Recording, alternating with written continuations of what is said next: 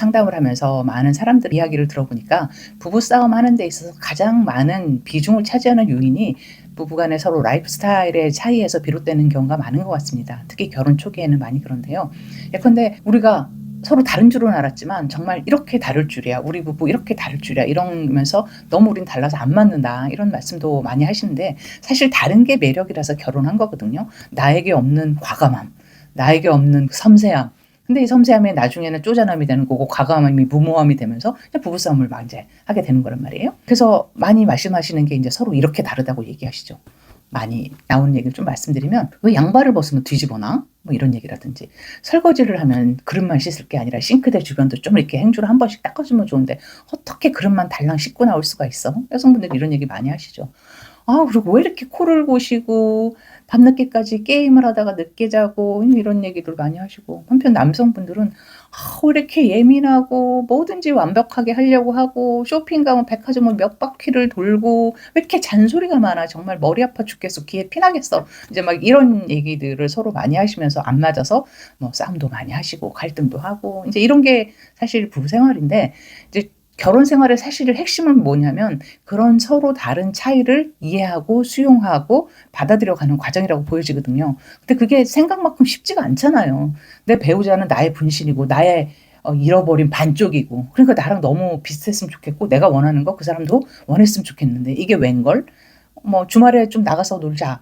바람 좀 쐬자 그러면 피곤해 난 누워서 잘 거야 너 혼자 갔다 와 뭐 이제 이런 얘기 나오고 그러면 나 이 사람이랑 내 일생을 같이 나누고 일상을 공유하면서 좀 즐겁게 보내고 싶었는데 어쩜 이런 거 하나 못 해줄까 이러면서 서운한 마음들이 쌓이면서 작은 것들이 모여서 큰 것으로 발전하고 이런 작은 것들이 사실 또 큰 것하고 붙기도 해요. 예컨대 요새 뭐 주식이나 코인 같은 거 많이 하시잖아요. 근데 그걸 조금 해서 좀 돈을 많이 잃었다. 이런 문제가 같이 경제적인 문제가 결부된다든지 또는 결혼했는데 예상치 못하게 서로 가족 문화가 달라서 시댁이라든가 뭐 처가라든가 이런 쪽에서 이제 서로 관계에 갈등이 생기면 그런 게 또 문제가 돼서 부부 갈등이 좀 더 심해지는 경우들도 있습니다.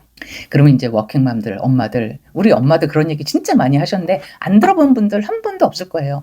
내가 네 아빠를 만나가지고 내가 이렇게 살고 있는데 내가 너네 말 아니었으면 일찌감치 이혼을 하고 살았을 텐데 내 인생이 이렇게 됐다. 뭐 이제 이런 얘기들 참 많이 하세요. 근데 물론 이런 얘기를 한 번 하시는 분도 있지만 귀에 딱지가 듣도록 뭐 하시는 분도 있고 물론 개 중에는 안 하신 분들도 있지만 한 번씩 다 생각해 보셨을 법한 그런 얘기일 텐데 문제는 근데 이게 뭐냐면 아이들은 이런 말을 들었을 때 너무나 그거를 선명하게 기억을 해요. 제가 20-30대 분들 상담해 보면 어렸을 때 엄마가 그런 얘기를 너무 많이 했고요. 이런 얘기를 안 하시는 분이 없을 정도로 그렇게 많은 분들이 이제 그런 얘기를 하시는 거죠. 근데 뭐 사실 결혼해서 살다 보니까 후회도 되고 너무 힘들다 보니까 한 얘기인데 문제는 아이들이 자녀들이 우리 자녀들이 이 문제를 굉장히 심각하게 받아들이고 그래서 삶에 어떤 영향을 미치는 요소로 작용한다는 건 좀 분명한 사실인 것 같아요. 우리가 이렇게 라이프 스타일의 차이를 어떻게 극복할 것인가 또는 조율할 것인가 굉장히 쉽지 않은 문제인데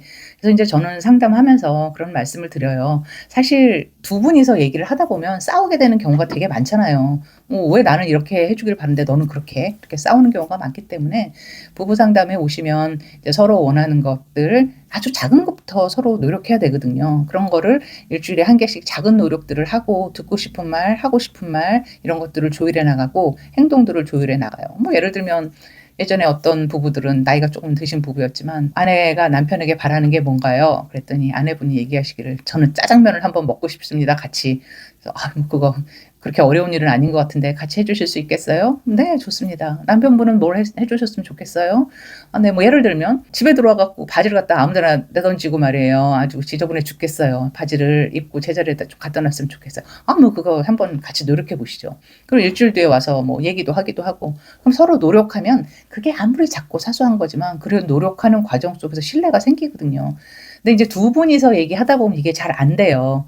같이 이제 상담사가 격려도 좀 해주고 서로에게 필요한 것들 나눠주고 이러면서 관계가 조금씩 개선돼서 웃으면서 이제 가시는 경우도 있으니까 그런 노력들을 같이 해보면 좋지 않을까 생각해 봅니다. 즉 부부 사이는 라이프 스타일의 차이로 초반에 갈등이 많은데 그런 차이들을 잘 조율해 나가는 것이 필요하고 그런 차이들이 더 큰 가족 문제와 결합되면 큰 가족 내 갈등으로 될 수 있기 때문에 잘 관리해 주시는 것이 중요합니다. 특히 아이들은 부부가 그렇게 싸움하는 걸 다 듣고 엄마가 한 말들을 기억해서 나중에 다 엄마가 그렇게 얘기했잖아, 아빠가 저렇게 행동했잖아 라는 걸 다 기억하거든요. 애들이 모를 것 같지만요, 5살, 6살 때 엄마가 했던 말까지 다 기억해서 20살, 30살, 40살이 돼도 얘기하는 걸 전 정말 많이 들었어요. 아마 여러분 가슴 속에도 그렇게 마음속에 남겨진 그런 작은 이야기들 또는 큰 이야기들이 하나씩 있지 않을까 생각해 봅니다. 그래서 오늘은 남편과의 갈등 중에 라이프 스타일의 차이에 대해서 좀 말씀드렸는데, 다음 주에는 부부간에 이제 또 맞벌이 부부간에 많이 있을 수 있는 갈등인 집안일을 분담하는 거, 양육 분담하는 문제에 대해서 좀 더 말씀드리도록 하겠습니다. 수고하셨습니다.